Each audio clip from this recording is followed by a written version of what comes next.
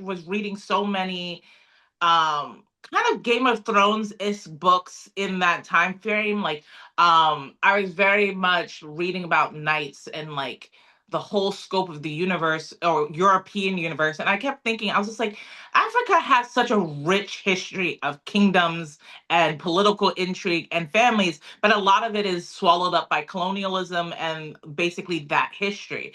And so what I did was I started to go back like pre-colonial era and was reading about the kingdoms that existed before.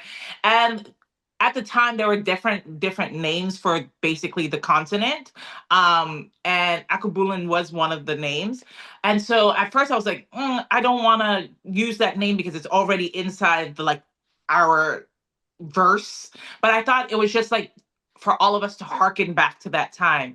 And then I started to play off these families of different time periods, of different kingdoms. So all of it is kind of like a mesh of West Africa, North Africa, Africa in general. A lot of it is cultural, but a lot of the kind of the cultural items and the cultural mystique of the book is based on kingdoms that actually existed in like the pre-colonial times. What would those have been, some of the real kingdoms? So, like the kingdom of Benin, which was probably one of the most wealthiest and powerful at the time. Then there's a kingdom which I actually found out my husband is kind of like a descendant of, is the kingdom of Inri. Then we had the Ascom, and I actually used Ascom because Ascom was like so full of gold. I actually used that to represent money inside this in this book, and so there were just several different kingdoms that were like it was like the kingdom of Kush. And so like I just kind of like was taking the cultural and the political stories that we're finding and kind of weaving them into a new narrative. The first people that you meet in the book is basically the family that's dying off. You're kind of meeting the the people of Madada, but the Lord Mukundi and all of his family, and you're kind of being thrown into the midst of a battle, pretty much.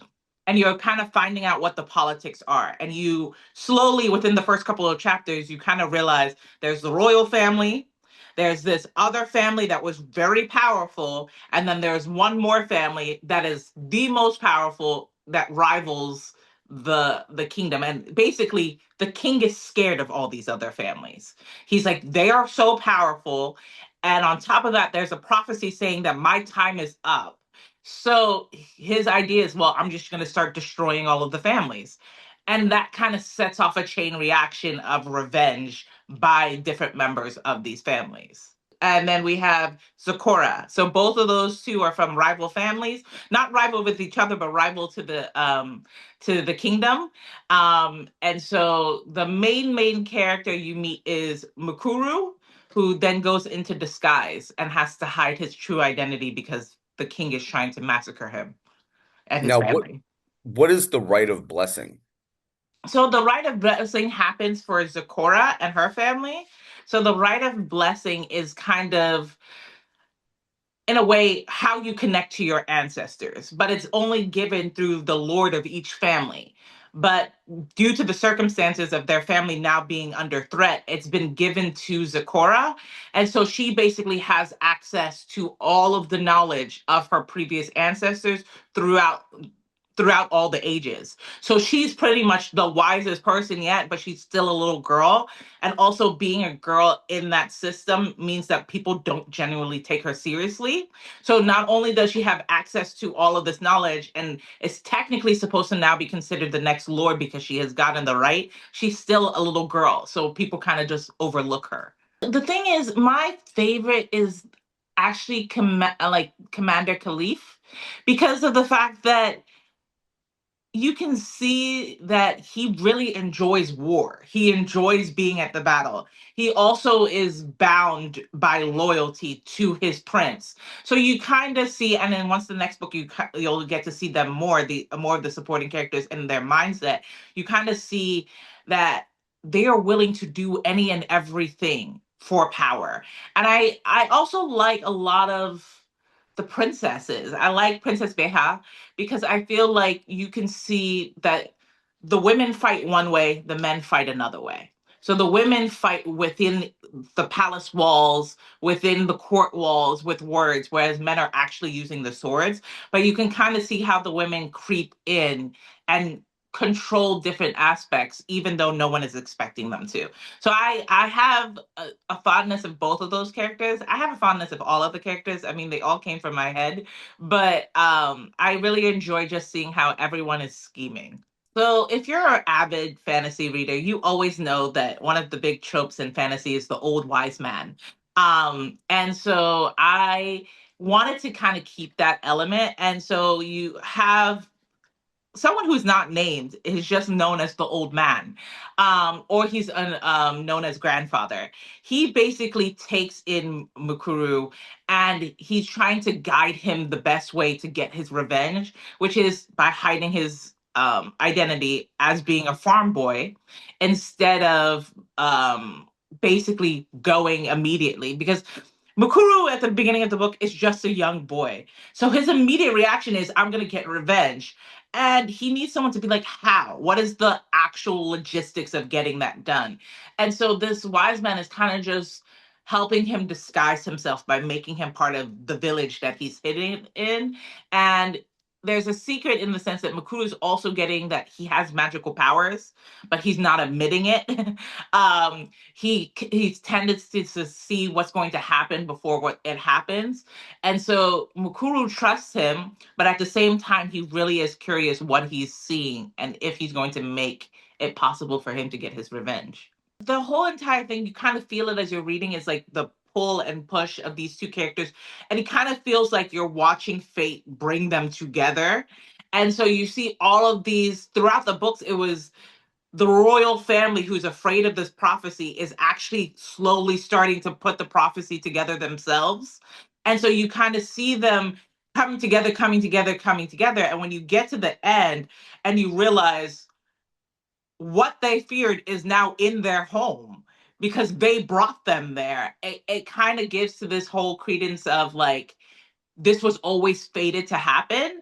And them trying to defeat fate actually was probably going to be their downfall. And so when you get to the end, I had a lot of people message me. It was like, I got to the end and I didn't realize I was at the end. And I was just like, yeah, because I felt like that was a very good way to close that part of it off in the sense that you got to the end and you see our two main characters who were separate throughout the whole entire book have finally met. In the sense of going into the second book, where is that already written? Can you give us any little Yes, preview and of? I finished that. It's completely written. It's called The Call of the Crowns. And so basically you will see a lot of this book happened um kind of outside of the capital. Now you're going to see them, both Makuru and Zecora, inside the capital, dealing with the actual princes, the king, the politics, trying to survive in those political system while also trying to simultaneously destroy it. And again, at this time, it is a little bit of a time skip, but they're still teenagers at this point. And so you're kind of meeting Makuru just as he gets to 16, 17 years old. And um Zecora at 15. And so you're kind of dealing like they're still young, but they've also dealt and seen so much abuse in this new system that when you get into the second book, you can see that they have an immense hate and anger towards the people that are holding them. So we haven't gone through all of the houses. We're dealing with the main three houses that are dealing with conflict. You'll see another house in book two and kind of see the more interactions in there. But basically, a lot of this comes from conquests and warring kingdoms and how different cultures kind of destroy old culture. So basically, the new kingdom, the Zanzele, they have basically rotted out the whole entire kingdom to the point where everyone is being abused. Slavery wasn't a real thing that was happening before they decided they wanted free labor to build their big, big temples and palaces. And so you kind of see some of this is kind of like the start of different kingdoms in Africa at that time. It's just the more power you accumulate, the more kind of horror that you put on other people, even your own people.